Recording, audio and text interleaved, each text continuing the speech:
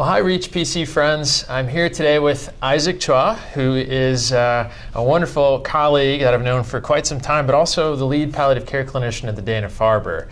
And the topic that we wanted to cover today was how do we respond to emotion best over telehealth?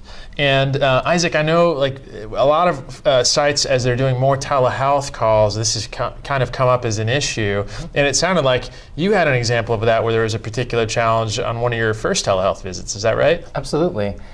So one of my first, actually my very first visit was a gentleman who was basically struggling a lot with his role as a father, and he was basically, he confided to me very quickly, honestly, through the platform, just how much he was struggling with like his own mortality, and as he was talking about his daughters and how much he loved them, he began to cry actually over the telemedicine platform. And initially, my first instinct was to actually reach out and to try to like console him and to touch him. Through the screen. Exactly, through the screen, but I mean, obviously you can't do that. Right.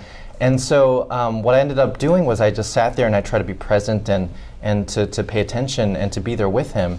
But it was a challenge for me. Yeah, and I think that's resonated with a lot of folks as we're getting maybe deeper in our relationships with our patients. We're sometimes seeing more emotions come to the surface as we're helping them wrap their arms around their diagnosis and their prognosis.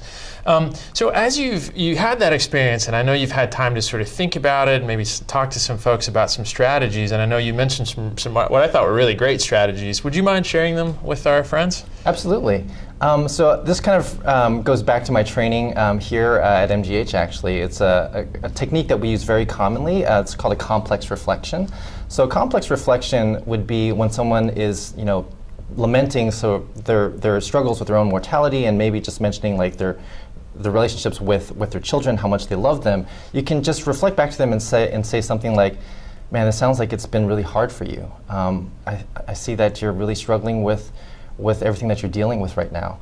And being able to just reflect that back verbally allows the patient to really hear that you are actually supporting them, and at the same time just shows that you actually care about them. Yeah. It sounds like what you're doing is able to obviously make them feel like they were heard, but that also I think deepens the relationship even across the electronic barrier, so to speak. Absolutely. Any other strategies that you've thought about that might be helpful in addition to reflections? Yeah, definitely.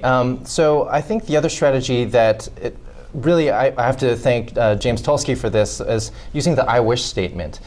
So in that situation, I generally wish that I was there with the patient and being able to hold his hand and to maybe offer him a Kleenex, but simply verbalizing that intention to say, I wish I could be there with you. I think is really powerful, especially if you mean it. Yeah. So saying something, gosh, this sounds really hard. I wish I was there with you, to help you through this, and may just open up then a little bit of a dialogue about where things are at, and perhaps not only tend to the emotion and help with that rapport piece, but then perhaps open up another channel of dialogue to move the conversation deeper. Absolutely. So, great. Yeah. All right, wonderful. Well, thank you, Isaac. I really appreciate you taking the time. And folks, we hope this was helpful. And good luck out there. Bye.